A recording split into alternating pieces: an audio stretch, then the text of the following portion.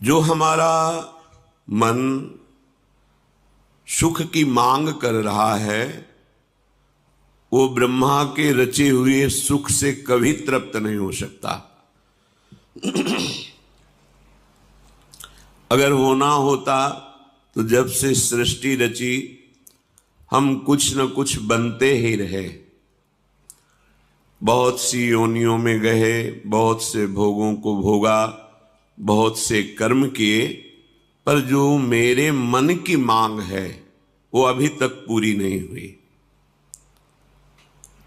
और गलत दिशा में जाने के कारण पाप बनता रहा, अंधकार बढ़ता रहा, पर कदम अंधकार की तरफ ही गए, बंधन की तरफ ही गए, आसक्ति की तरफ ही गए। अब विचार करके हमें जो मार्ग मिला है उस पर चलो। हमारा मार्ग क्या है?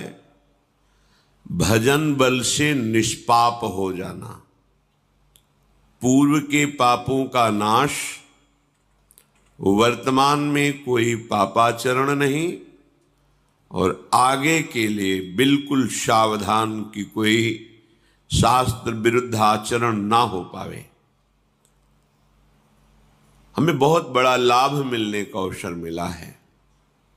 क्षीण कल्मषाहा, कल्मष जितने पाप हैं वो महान भयंकर दंड देने के लिए तैयार हैं, उनको क्षीण करना है, नष्ट करना है। कैसे?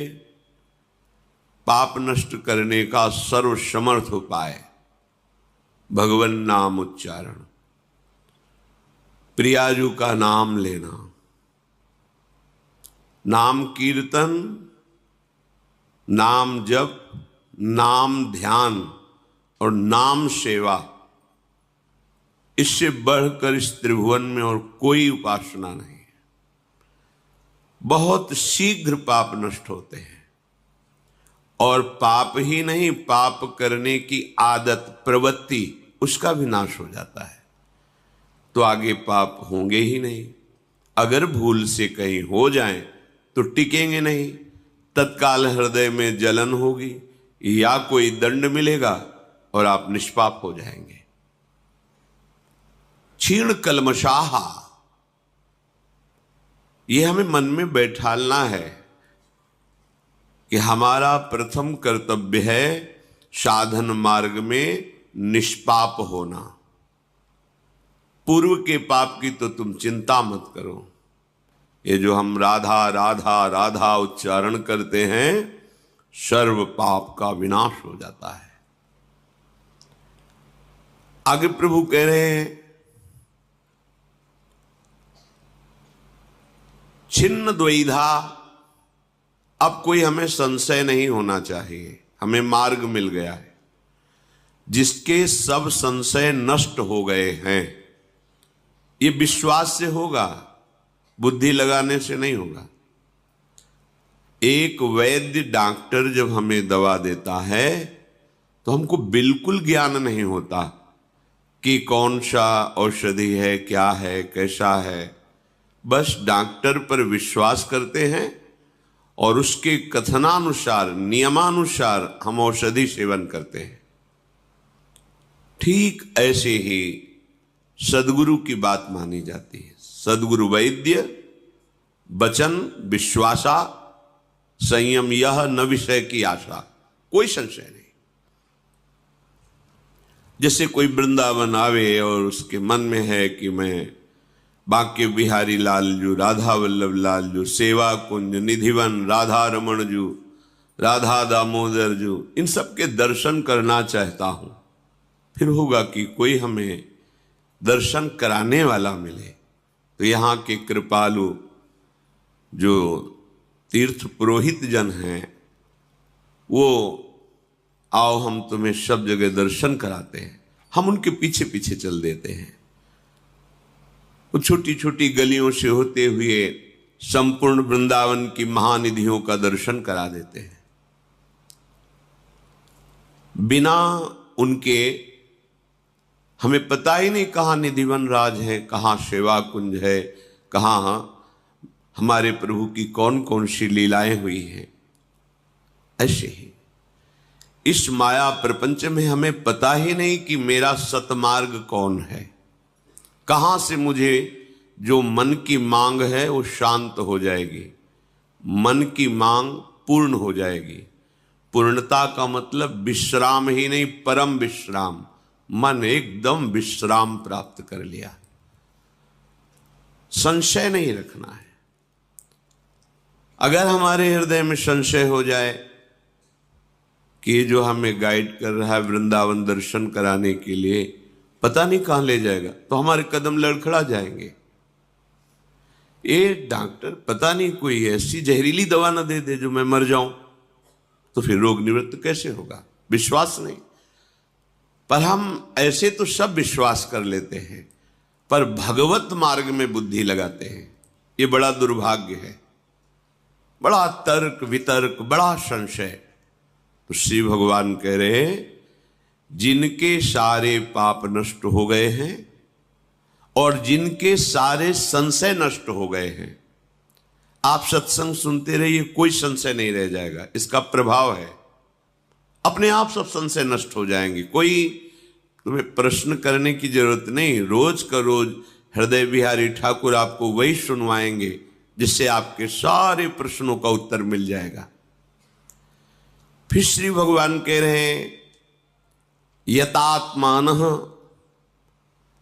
अपनी इंद्रियों को, मन को, चित्त को थोड़ा तो शासन करना सीखो। एकदम छूट, जब जैसा आया वैसा भोग लिया, कर लिया, देख लिया, सूंघ लिया, छू लिया, ये तो संसारी पुरुष का लक्षण है। अध्यात्म मार्ग के पथिक को दानता, मन को वश में करने वाला, दम, इंद्रियों का निग्रह करके दमन करने वाला बहुत कठिन लगता है, क्योंकि अभी तक अभ्यास रहा है, जहां जैसी प्रेरणा हुई वैसा कर बैठे। अब नहीं, अब तो विवेक से काम लेना है। सत्य कहते हैं ये केवल समय नष्ट करवाया जा रहा है भोगों में, क्योंकि हमारा ये समय बहुत कीमती है। अगर इसको प्रभु के भजन में लगा दे तो सार्थक हो जाए। पर भगवती भ्रमात्मक माया का ऐसा प्रचंड प्रहार होता है स्मृति पर कि हम क्रियाओं को, भोगों को, दृश्य को सत्य मानकर प्रभु को भूल जाते हैं। बस यही इसका प्रभाव है। जिस वस्तु से, जिस व्यक्ति से संयोग प्राप्त होने पर भगवद विस्मरण हो जाए वही माया है। बिना संयतात्मा हुए भजन नहीं हो पाता। जो मन में आया खा लिया, जो मन में आया भोग लिया। मन मानी आचरण तो मन मलिन, तो फिर पापवंत कर सहज स्वभाव, भजन मोर ते होए न भाव। भजन नहीं हो सकता, कोई भी हो। पहला क्षीण कलमशाहा, दूसरा संशयों का नाश, तीसरा अपने हृदय की वृत्तियों को बचाओ। जो विषयाकार हैं उन्हें कृष्णाकार करो, भगवदाकार करो, प्रियाजुमय करो। राधा राधा राधा एक एक वृत्ति से निकलना चाहिए। ऐसा हो जाएगा, क्योंकि आप अनाथ नहीं हैं। आपके ऊपर बहुत सामर्थ्य है, बहुत कृपा है। नाथ अनाथन हित समर्थ मोहन श्री राधा, विश्व मोहन मुनिमन मोहन श्री लालजू। और लालजू को मोहित करने वाली मोहिनी हमारी लाडली जू। कितने समर्थ हैं रसिक महापुरुष जन। एक क्षण में वो कृपा करे तो हमारा चित्त प्रियालाल के अनुराग रंग में रंग जाए। अब हम कोई अनाथ नहीं है। हमारे आराध्य देव है, सदगुरुदेव हैं, कृपा में धाम है, आचार्य है, वाणी है। हमारे पास बहुत से बल हैं, पर हम इधर तो देखते ही नहीं, इस बल का आश्रय लेते ही नहीं। तो ये विषय हमें संयतात्मा नहीं होने देते। बार बार हमको विचलित करते रहते हैं और हम अपने को ज्ञानी मानते हैं, बहुत बुद्धिमान मानते हैं। परिणाम में हम अज्ञानी और बुद्धिहीन ही साबित होते हैं। श्री भगवान कह रहे हैं कि जो ऐसा प्राणी है कि दूसरों को सुख पहुंचाने में सुख का अनुभव करता है, सर्वभूत हिते रताहा, समस्त प्राणी, कोई भी प्राणी हो उसका चिंतन होता है कैसे इसको सुख हो। जो भगवत मार्ग का पथिक होता है उसका चिंतन अलग होता है, और जो संसार माया का हृदय होता है उसका चिंतन अलग होता है।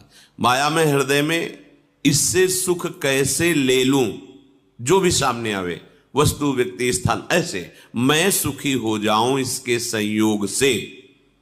पर अध्यात्म मार्ग का पथिक, पशु पक्षी जड़ चैतन्य कुछ भी हो, मेरे द्वारा इसको कैसे सुख पहुंचे, बस दो मार्ग। सर्वभूत हिते रताहा, समस्त भूत जो हमारे सामने है उसको मधुर वचन के द्वारा, क्रियाओं के द्वारा, चिंतन के द्वारा हम उसको सुख पहुंचाएं। ऐसा हृदय जहां निष्पाप हुए, संशय रहित हुए और अपनी इंद्रिय और मन को शासन में किए, सबके सुख में सुखी रहने वाला भाव बना, तो लभंते ब्रह्म निर्वाणो, वो निश्चित ब्रह्म पद का लाभ प्राप्त कर लेता है। जहां अखंड प्रसन्नता है, कोई शोक नहीं, कोई चिंता नहीं, कोई इच्छा नहीं, कोई वासना नहीं। क्यों? लभंते ब्रह्म निर्वाण, उसके हृदय में ब्रह्म पदवी प्रकट हो गई, स्वरूप अनुभव हो गया। जो हमें भगवत प्राप्ति में बाधा पहुंचा रहे हैं ये विकार ही हैं और कोई नहीं है। कोई हमें बाहरी बाधा परास्त नहीं कर सकते। कुछ नहीं भय होता, पर भय लगता है जब गलती हो जाती है, अधर्माचरण बन जाता है, तो कोई भले ही हमारी तरफ प्यार भाव से देख रहा है, ये देख ऐसे क्यों रहा है, भले कोई परस्पर बात करके इसने हमारी हंसी उड़ाई, बेमतलब अपने आप को पीड़ित करता रहता है, बेमतलब। ये वहीं से आ रहा होगा, उसी से मिलके आ रहा होगा, बेमतलब मन जो है उसको दंड देता रहता, भय, संशय, चिंता, विषाद। इसी से छूटने का हमें अवसर मिला है। आपकी सारी चेष्टा काम क्रोध से मुक्त होने के लिए है, युक्त होने के लिए नहीं है। वियुक्ता नाम, मुक्त होने के लिए। हम क्या करते हैं? अध्यात्म के पथिक है, हम बढ़ावा दे रहे हैं। जो हमारा कल्याण करने में भारी बाधक है उसको हम सपोर्ट कर रहे हैं, उसको बढ़ावा दे रहे हैं। कैसे हम भगवत मार्ग को प्राप्त करें? थोड़ा तो विचार करो।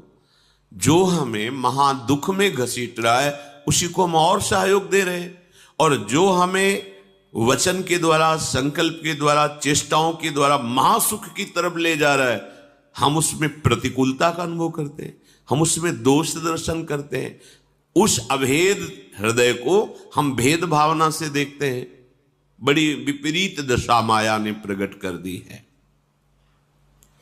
अभी तो ब्रह्म निर्वाणम, वो मोक्ष पदवी को, ब्रह्म पदवी को, वो भगवत साक्षात्कार पदवी को प्राप्त हो जाता है। अपने विकारों से अपने चित्त को हटाना। यदि नहीं हटा पा रहे तो प्रभु को पुकारो।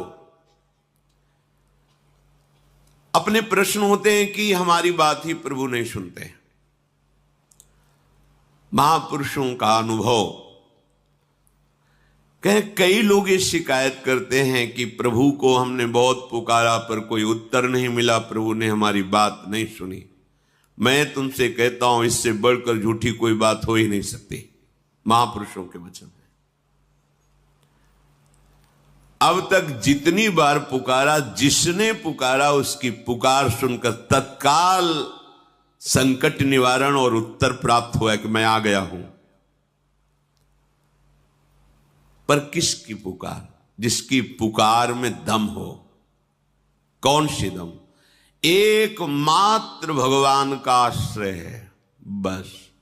जब तक कोई और सहारा है, और बल है, और भरोसा है, फिर भगवान को पुकार रहे हो तो नंबर नहीं लगेगा, बिजी आएगा, नहीं है, नंबर लगेगा।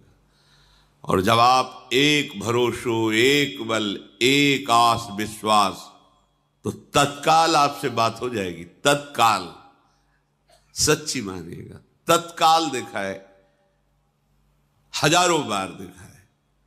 बस कोई और आश्रय नहीं है, कोई सहारा नहीं, कोई बल नहीं है, कोई अपना नहीं। बोलो, धन के लिए तुम कितना प्रयास करते हो? जो कुछ भी करना पड़े, भूख प्यास, गर्मी सर्दी, गाली, सब सहने के लिए तैयार हो। हितधाम में कुछ निर्माण सेवा उधर हो रही थी, मध्याह्न में प्रसाद पाके निकले तो देखा उनका जो कार्य कराने वाला था, हाँ ठेकेदार कहते हैं, सबसे बड़े ठेकेदार तो भगवान है सबके, पर उनको कोई जानता ले, वो अपने को ठेकेदार समझते हैं, तो उनको काम करवाना अधिक है, तभी तो उनको लाभ मिलेगा। वो गाली दे रहे थे, वो अपना कोई ऐसे खड़े बीड़ी पीड़ा गाली दे रहा है, ऐसा बड़ी धूप थी, तमाल वृक्ष के नीचे हम खड़े थे। जब वो चला गया तो कहा, भैया क्यों गाली दे रहा था? हम बोले, ये हमारे काम कराने वाला है। तुम कहा, आपको गुस्सा नहीं है? बोले, बाबा गुस्सा आएगी तो शाम के पैसा नहीं मिलेगा, हमारे बच्चे भूखे रहेंगे, रोज का रोज कमाता हूँ, रोज का। अरे गाली दे, कुछ भी करे, तो एक उदर पोषण के लिए अर्थ चाहिए, तो वो व्यक्ति इतना प्रयत्नशील, जिस धूप में हम निकलना नहीं चाहते उस धूप में वो वजन लाद के चढ़ता है, गालियां मिलती, सह। हम कितना सहते हैं प्रभु के लिए, हम कितना प्रयत्नशील है प्रभु के लिए। आप विचार करके देखो, हम कितना प्रयासरत हैं प्रभु के लिए। और हम कहते हैं हम प्रभु के भक्त हैं, हम भगवत प्राप्ति करना चाहते हैं। वो चंद रुपए प्राप्त करने के लिए गाली सहने को तैयार है, गर्मी सहने को तैयार है, भूखा प्यासा जैसा भी हो। उनका भोजन हमने देखा, इतनी मिर्च या प्याज की चटनी रोटी लिए उसी से खा रहे, दूध रबड़ी रसगुल्ला नहीं। मेहनत कितनी है, परिवार का पोषण करना है, आपको भगवत प्राप्ति करनी है। आप जरा अपनी दिनचर्या पर, अपने आहार विहार क्रियाओं पर दृष्टि डालिए। आप देखो, झूठ मत बोलो, महापुरुष कह रहे हैं। यदि आपको धन के लिए अन्याय करना पड़े तो भी आप विचार नहीं करेंगे, अन्याय भी कर लेंगे। पार्थिव संपत्ति के लिए आपको अगर 18 घंटे काम करना पड़े तो आप कर लेंगे, आनंद पूर्वक की अच्छा रुपया मिलेगा। किंतु आपने प्रभु के लिए क्या कभी जी तोड़ परिश्रम किया? रात दिन नाम मंत्र वाणी चिंतन, हमें फुर्सत नहीं है, मुझे भगवान चाहिए, मुझे प्रभु चाहिए, मुझे समस्याओं से निकलना है, मुझे विजयी होना है, मुझे परमानंद प्रभु के साथ रहना है। अगर यदि आप प्रयत्नशील हैं, भजन परायण हैं, अन्य भरोसा नहीं है, तो आप देख लीजिए, आपको उत्तर मिल जाए। उत्तर क्या सामने होते हैं? उत्तर कोई दूर से बात थोड़ी होती प्रभु के, कि संकेत हो रहा है। इतना प्यार करते हैं अपने जनों को कि उनके मानस पटल में सामने खड़े होते हैं। भगवान कपिल देव जी ने, वो मेरे से संभाषण करते हैं, वो मेरे साथ खेलते हैं, हंसते हैं। पर यह सौभाग्य जब एक भरोसो, एक बल, एक आश विश्वास। बिल्कुल चिंता मत करो, हम बहुत बड़े बल से युक्त हैं। हमारा बस लक्ष्य बन जाए कि हमें अब सब दुखों से निपटना है, निष्पाप होना है, मुझे आनंद अनुभव करना, यही मन चाहता है। अब मुझे शांति चाहिए, अब विश्राम चाहिए, अब मैं चिंताओं से रहित होना चाहता हूं, अब एक आनंदित होना चाहता हूं, किसी ऐसे दोस्त का वर्ण करना चाहता हूं जो सदा मेरा ही हित चाहे और मेरे लिए मेरे से दोस्ती स्वीकार करे। वो केवल भगवान है, कोई दूसरा नहीं है। अजय प्रताप सिंह, मैनपुरी से। महाराज जी, आपके चरणों में कोटि कोटि प्रणाम। महाराज जी, इनका एक संशय है कि इनके गांव में एक शिवलिंग है, बारिश के समय वो तालाब के गंदे पानी में डूब जाता है, तो क्या महाराज जी उसे ऊपर उठा सकते हैं थोड़ा सा? क्योंकि गांव लोग डरते हैं कि उठाना नहीं चाहिए। काफी समय पहले नहीं, ऐसा नहीं, आप उठा सकते, उठा करके वहीं उनको ऊंचे पे कर दीजिए। किसी ने बहुत समय पहले उस शिवलिंग को स्थान बदल दिया था। स्थान बदल दिया था तो उसका घर परिवार नष्ट हो गया। अरे ऐसा नहीं, वो जान नहीं रहे कि हमारे हित के लिए कर। गाँव के लोग अरे ग्रामीण लोग तो पूछो, गांव का शास्त्र है, गांव के भगवान वो इतने करुणामय है कि घंटा चुराने के लिए उनके ऊपर पैर रख करके घंटा उतारा तो प्रसन्न हो गए। सोचो, घंटा चुराने के लिए वो पा नहीं रहा था तो शंकर जी के ऊपर चढ़ गया तो इतने में खुश हो गए, इतने तो डर डाली है और वो विनाश कर देंगे उसके घर का जो उसके लिए मंदिर बनावे। ऐसा कैसे हो सकता है? नहीं, अगर आपकी भावना देखो, वो तो इतने मस्त हैं कि जो जहां विराजमान कर दिया वहां वो बैठ जाते हैं। पीपल के नीचे बैठा लियो, चाहे बरगद के नीचे बैठा लियो, चाहे जहां बैठा लियो। अगर आपको लगता है कि हमारे शंकर जी तालाब में डूबते हैं तो ऊंचा मंदिर बनवाओ, ऊंचे पे बैठा लो, कभी कुछ अमंगल, भगवान शिव से किसी का अमंगल होगा? कैसी बात करते हो? वो अमंगल करने वालों का तो अमंगल नहीं किया, फिर तुम तो उनके लिए अच्छा सोच रहे हो, तो कैसे अमंगल हो सकता है? गांव की बातें तो कुछ भी है, गांव के लोगों की तो अलग है, उनके शास्त्र अलग उनके वेद शास्त्र अलग है, उनका अलग है।